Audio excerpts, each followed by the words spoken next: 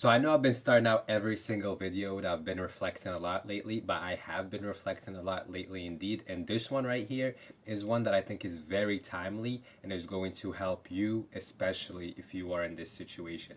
That has to do with life after college. Now, I graduated college about 2 years ago in May of 2022, and honestly, these past 2 years have gone by like that. They have gone by incredibly, incredibly fast, and I never really stopped still at any one point and thought about everything that was going on. In this video, I want to help you out because I know you're probably confused with what direction to take. You're probably seeing your social circle scattering. You're probably seeing the career that you thought you were going to go into not exactly come to fruition. So I want to talk about the after college journey from three different perspectives that I've gone through myself. So we'll talk about the social perspective, we'll talk about your career and how it's going to progress and what you can hope for. And if you're stuck right now, I'll give you some advice that has helped me. And we'll talk about finding your passion. This one right here we'll leave for last because it's probably the most intricate one and the one I want to talk about in the most detail. But let's start out with a fun one. Let's start out with career. Let me tell you guys what stuff was looking like for me when I first graduated. So I've told you the story many times of leading up to graduation, how I hadn't really taken care of getting internships and networking as much. So when graduation was upon me, I honestly didn't have many job options. There was this one job that I had applied for that I actually went through the whole interview process, and it was pretty much my one and only hope, right? Without this job, I was going to graduate unemployed, jobless. So leading up to graduation, about like 2 to 3 months before, I had done the final interview, and they did like group interviews for us, which that would have probably been the first red flag. The fact that the group interview style, they're hiring a bunch of people. Ignore the noise in the background. Like, bro, these motorcycles, man, I gotta get out of here. But they hire a bunch of people when they do those kind of interviews, the group. So I'm like, whatever, this is my only option. I go through all three stages of the interview, I get the job. Now the job is called business development consultant at a really big, like, Fortune 500, like a top software company. So I'm like, I'm going to be a consultant at this huge company. Damn. But I was also like, how did they hire so many other people? So I didn't know exactly what the premise of the job was. I was just like, I'm going to be a consultant, I'm going to get paid. I didn't start until August, so I had a whole summer vacation in front of me. So I didn't actually find out that business development consultant actually meant just a salesperson. So you cold call people and send them emails. I had no idea. I thought I was going to be a consultant. I thought I was going to make crazy amounts of money. Well, I knew about the salary already, but I was like, whatever, that's solid. I'll take that as a first job. But so the job did not turn out what I expected it to be. Now, mind you, this is where this probably relates to you the most, because you're probably right now taking on a job that you did not were not anticipating. It's not what you thought you were going to do after college, especially because it's highly likely that the job that you took doesn't have to do with your degree. So I went to college for marketing and Spanish, and I'm over here with a sales job, and it was literally my only option. So if you're struggling right now in terms of career, if you don't know what it's going to look like, I can tell you that just take whatever you can take right now. Especially like in 2022, the job market was bad, but now it's even worse. So whatever it is that you can take, whatever you got, I recommend you take it and you hold on to it tight. At least try to hold on to that job for a year, maybe 2 years, so you can build up some experience on your resume, right? If you want to go down the career route, I'm going to talk more about entrepreneurship and actually finding your passion later. But it's important, and I always say this, it's important. If you don't have a golden spoon, if your parents are not going to bankroll your businesses or your lifestyle, you need to get a job. Like, let's be realistic. A lot of these YouTubers are going to come on here and tell you, no, just do YouTube right out of college. If you can't get a job, just follow your passion.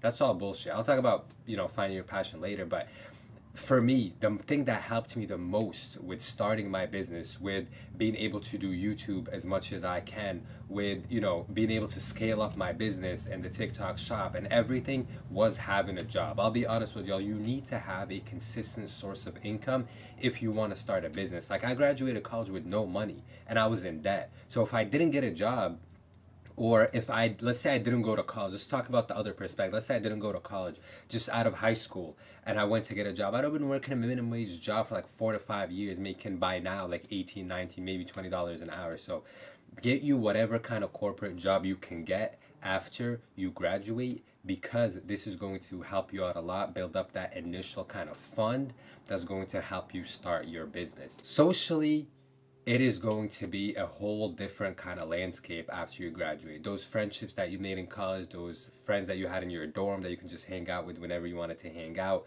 the people that, you know, you can just go out and make new friends super easily. Everyone's kind of in the same chapter in their life. That changes a lot, because once you graduate, your friends are probably going to move to another state. They're probably going to take on a job. It's going to take up more of their time. Other friends might move to a whole different city. So that whole friend group or that social group that you had in college scatters. And you kind of have to find yourself. And this is probably what you're going to be struggling with the most right now, is navigating that post-college social life, finding your new circle, finding new friends, finding new people to connect with that kind of have the same ideas and visions as you. Because in college, it's super easy. But afterwards, now you might be working in a job environment where the people around you, maybe they're from another generation, they're way older than you. It's hard for you to connect with them. It's hard for you to really build connections and friendships and find like-minded people. And you're probably thinking, I have a solution for this. I don't. To be honest, I don't have a solution. You just have to keep looking. Like, it's gonna be difficult. I'll tell you guys, like, my friends from college, I saw them once after we graduated. We had like a little graduation get together party, whatever. We never saw each other again. Some are over like 3 hours away, some in a different state, some getting a PhD, some get a master's, some just focus on, you know, whatever job they got. So it's like the whole circle kind of disperses, and everyone has to kind of go find themselves all over again and find their new circle and find new people that they can connect with. And I would say the best way, and I haven't even got this down myself, but I would say the best way to kind of navigate this is just put yourself in environments that you truly enjoy being in, right? If you're someone who doesn't like, let's say, going out, you know, like going out to the club, these kind of things, don't put yourself in those sorts of environments, because you're only going to keep attracting those people. Or if you're someone like me who's still stuck in their hometown, who's still seeing the same people that they've seen since they were young, like, I'm tired of that shit. Maybe it's time, you know, for us to make the move. And it's funny because I'm like giving advice to myself in this video instead of, you probably came here looking for advice, but I'm talking to myself instead. But it's also might be time for you to make that move outside of that, maybe your childhood home or your childhood neighborhood or city where you grew up your whole life. Like for me, for example, I feel like I'm nearing that time where I need to kind of level up. I feel like a big fish in a small pond, and it's time to level up and perhaps make a move that's uncomfortable, that's really far away. That's something that I would have never thought I would do. Kind of building up that social group that matches with my new interests and my passions and things of that sort, and kind of develop yourself into that person that you want to be friends with, so you can attract those similar people. And that leads me to the final point, finding your passion. You're probably over here right now confused. You graduated, you studied something you were passionate about, but you can't get a job in it. It seems like you can't really make money in it. Now, for me personally, I found my passion after a good amount of trial and error. When I first graduated, I've always known I wanted to be an entrepreneur, a businessman. Like since I was 10 years old, I started selling on Amazon. I sold on eBay, I sold on Craigslist, everything since I was super young. So for me, it was kind of just looking back and saying, what was that thing that I really enjoyed doing my whole entire life? What was that thing that, and also what's that thing that I can see myself doing even if there's no immediate results right away? Now, it took me a while to kind of come back to finding my passion that I had already, like rediscovering it, because I went out and did the typical thing that most people do. I watched videos about the top 10 side hustles or how to make money, or these are things that are going to allow you to make 10K a month. And I tried out a bunch of different things that I didn't really enjoy and I was not really interested in. Things like YouTube AI videos, TikTok AI videos, selling digital products on Etsy. I did not give a shit about any of these things. I did not care about them. So therefore, once I tried them out for a week, 2 weeks, and there was no results, I immediately wanted to move on. Or like I lost interest, the motivation was gone. If I can give you one piece of advice to find in your passion, I'm going to tell you how I applied this. It is find that one thing. Try out a bunch of different things, right? But find that one thing that even when there isn't immediate results, you're okay with sticking through to it. For me, that was YouTube. I started posting again May of 2023, and I realized that I don't even really care if this video gets that many views. And I stayed kind of with, I felt the same way for a month, 2 months, and I started to actually enjoy it even more as time went on. And mind you, I was not good at recording videos. I would kind of forget my train of thought. I would need to write down bullet points. I would need to look down on notes all the time. And just fast forward 1 year, I don't need to do any of that right now. Most of my videos are just like uncut. But I started doing YouTube and I did it for a period of time with no results, 1, 2, 3, 4, 5 views, and I just did not care. And as a matter of fact, I did it even more. I started posting every single day at one point, and I still wasn't getting views, and I didn't care. So that's how you find that one thing that you can stick to, even if the immediate results are not there, right? You know the results are going to come eventually, but you're willing to stick to it. You don't need motivation, you don't need inspiration, nothing. You just truly enjoy it. And that's what led me to do YouTube for now over a year. And eventually the subscribers came, eventually the views came, but first came the enjoyment of it. And then the other thing that looking back on, kind of rediscovering, was ecom. I loved ecom since I was super young, started doing it again. Once again, I didn't have immediate results. I didn't care. It was just enjoyable. The thought of someone potentially buying from me online without ever meeting me, without ever speaking to me, I've been obsessed with it and I've loved it forever. So find those things that you think you can do, even when there's going to be no money right away. There's going to be no like social dopamine with people liking your videos or commenting or following you, none of those things, and just stick to it and try out a bunch of different things to finally reach this one thing.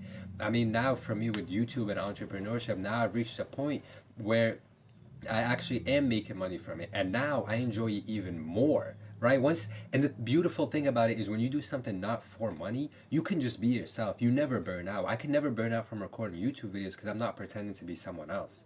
I can never burn out from doing ecom because it's just something I like. I can't possibly burn out from trying to make more money. It's something I've always enjoyed.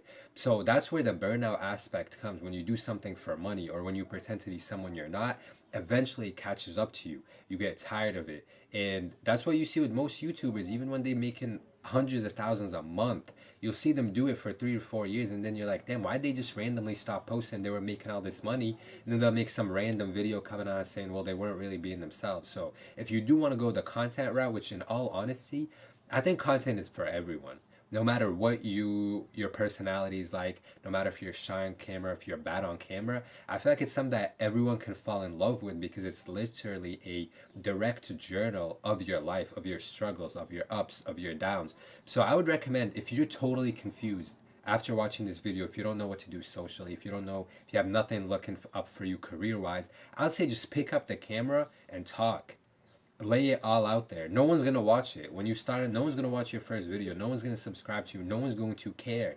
And I feel like everyone can eventually fall in love with documenting their life, fall in love with showing their ups, their downs, talking to other people who are in the same position who can relate to them, and building a relationship with you. You can kind of grow a community. You can grow a personal brand that after a year or 2 years, you've truly built something up for yourself that now you can potentially make money from, which would be great. And if not, it doesn't matter because you're going to continue to create that content, and it doesn't have to interfere with anything that's going on in your life. Like, still go out there, try to find a job. If you struggle to find a job, share your struggles.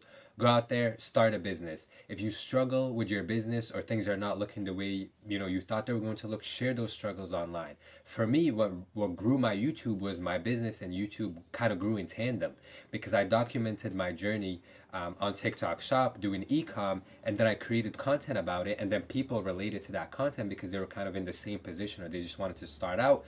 And they felt inspired by someone being in like the zero position where I had made no revenue, nothing, and saw me grow from 0 orders to like 100 to 200 to 1,000, 2,000, 3,000, 4,000.